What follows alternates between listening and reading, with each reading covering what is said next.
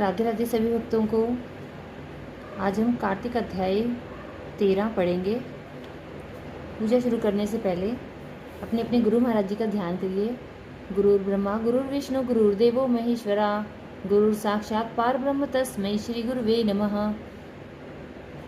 इसके बाद हम गणेश जी महाराज जी का ध्यान करेंगे। बोलिए गणेश जी महाराज जी की जय। उनकी कथा सुनेंगे। कथा सुनने से पहले अपने हाथ में रोली चावल ले लीजिए और कथा सुनते समय कहानी का हुंकारा जरूर भरें। इसी से कथा के संपूर्ण फल की प्राप्ति होती है। बोलिए कार्तिक के ठाकुर की जय, तुलसी मैया की जय, गणेश जी महाराज जी की जय। एक बार एक बुढ़िया थी, वो मिट्टी गणेश जी की पूजा किया करती थी।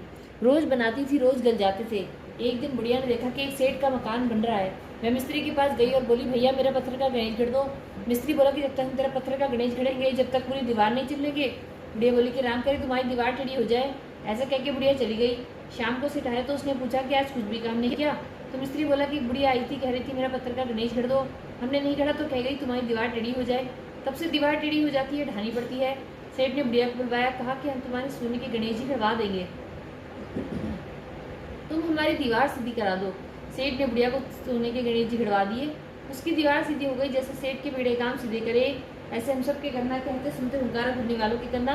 बोलिए गणेश जी महाराज की जय।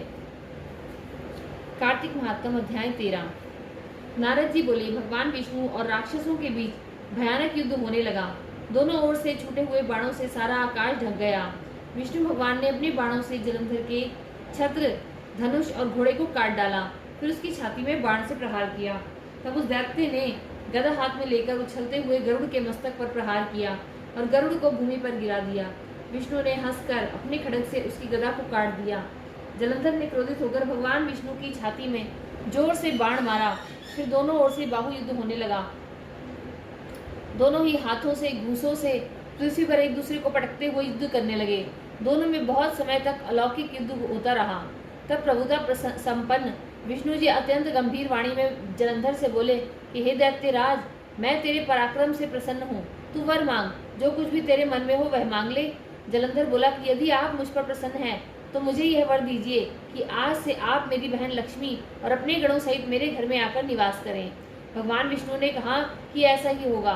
ऐसा कहकर वे सब देवताओं सहित लक्ष्मी के साथ जलंधर के नगर में गए। जलंधर ने देवताओं के पास जो रत्न थे उनके रखने का अधिकार दैत्यों को दे दिया।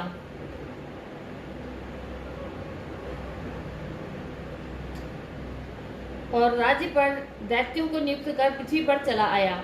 देवता, गंधर्व और सिद्धों के पास जो बहुमूल्य वस्तुएं थी उन्हें अपने अधिकार में लेकर